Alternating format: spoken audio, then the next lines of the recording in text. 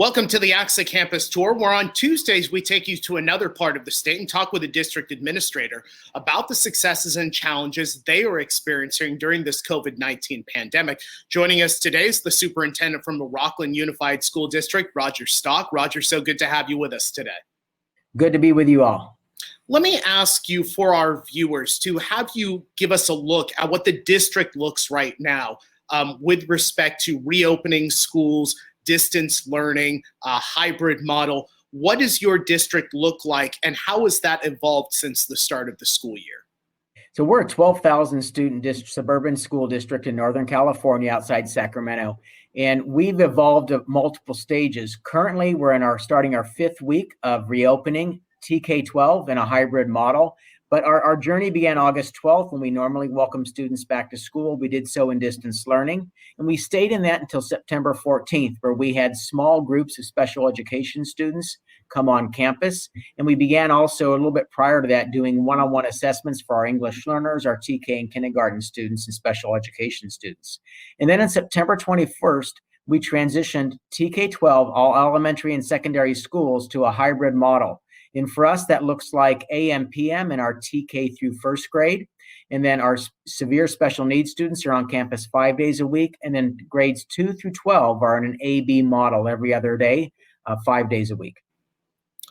We've heard many district leaders talk about the need to be fluid during this pandemic. How has Rocklin Unified done this, and what have been the successes and challenges in having new data come in and new cases come in, not necessarily in the school district, but just in the community? Right. So in our current opening, we've been open, as I said, completed 4 weeks of opening, and we've had 11 positive cases in our schools from students or employees. So we were actually surprised at the low number that we had, but we think that's due to our protocols and the processes that we've laid out. And so we have to acknowledge from the very beginning the need to be adaptive, to be flexible, and to really ask for grace from our school community as we adjust to the changing guidance, the changing conditions.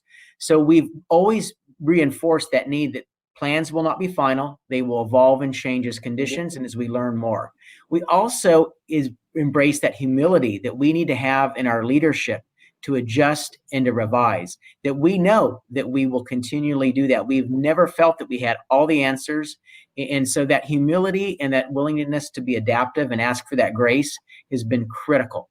We also have had, our board was wonderful in giving us guidance early on, and that guidance was reopen schools as soon and safely as possible. So we prepared, for multiple scenarios, from distance learning to hybrid to full reopen, and a virtual option for our families.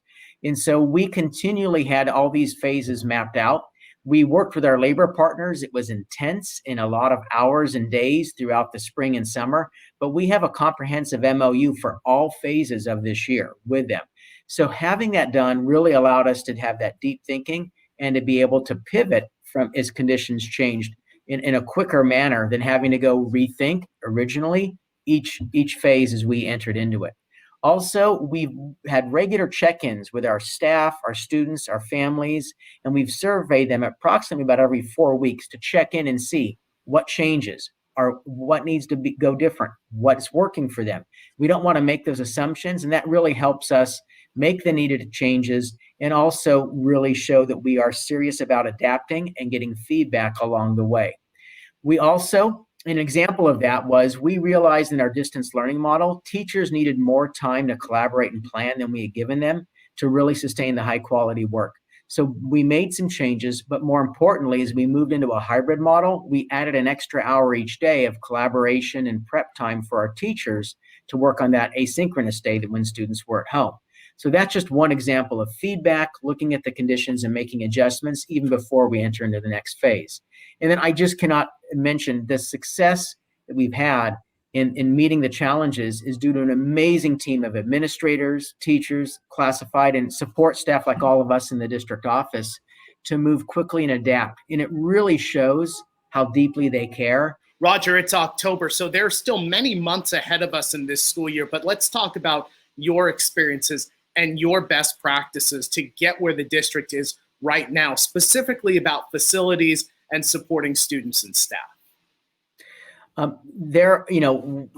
One of the pieces that we recognized early on is that we have to make sure that our families, our employees, that all of us see that we are acting differently, that we're acting with that safety in mind, that things are not normal as much as we'd like them to be.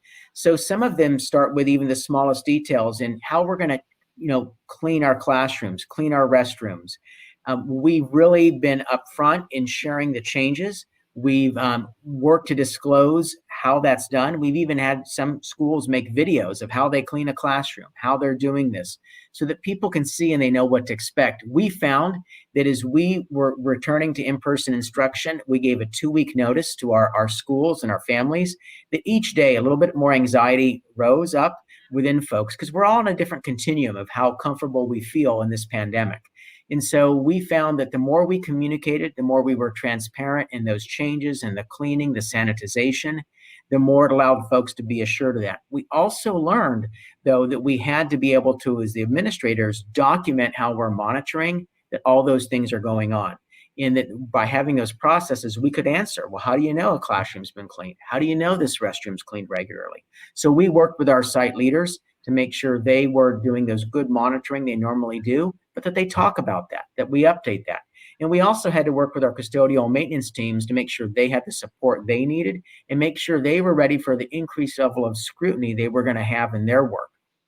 We also began sharing data in our community. So we post every Monday at 3:00 on our district website the previous week's data in relation to number of students and staff that were symptomatic and were quarantined, the number of students and staff that were exposed to a COVID positive person and quarantined, and then also the number of students and staff that had tested positive in the previous week. And we do that so that our community can see what occurs. And then we're now moving into sharing school level data weekly as well. So by being transparent, by making sure people have that information, they can monitor with us how well we're doing. We also know that communicating with our stakeholders was critical to make sure that they knew from the district level. We put out, like most people, a very long, comprehensive reopening document, but then we worked with schools to give them the guidance they needed to take our plans and to implement them at their school site, and really relied on our principals and our school teams to communicate to their school community the specifics of how they would operate. And many of our principals made videos of showing, okay, when you walk onto campus, this is how it'll be different. This is what you can expect.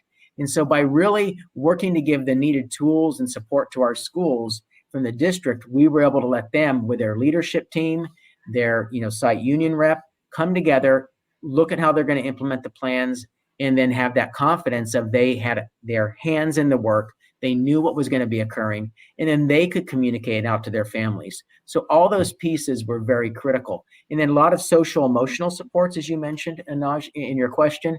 We have moved our mental health supports for students and families online in the spring. We've continued that. We have an employee assistance program that we use to make sure our employees have access to support. And then right from the beginning, we planned with social emotional learning in mind. So when we started back on August 12th in distance learning, we had those supports and materials for our teachers and our schools to use as we re-entered into in-person on the 21st of September. We entered in with that, needing to make sure we gave time for students that had trauma to process, the social emotional pieces, and really treated that first day on campus back like a traditional back to school day with the excitement, but also the need to allow relationships to develop. And then we also instituted a Rocklin virtual campus to make sure families and even some of our employees that needed to work virtually had that option well back in the summer.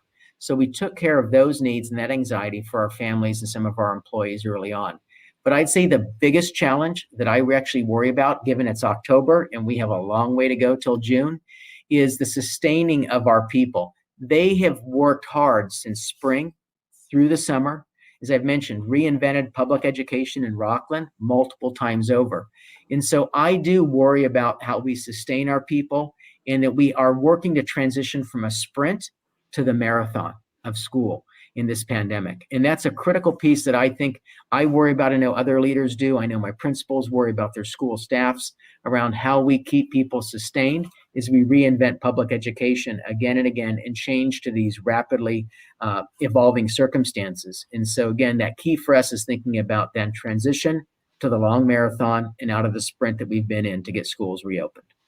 Roger Stock is the superintendent from the Rocklin Unified School District. Roger, thanks so much for being with us today. Thank you. And folks, thank you for joining us. We do want to tell you that registration is open for the all-virtual 2020 ACSA Leadership Summit. Going to be something like you've never seen before. Here's a preview of what you can expect.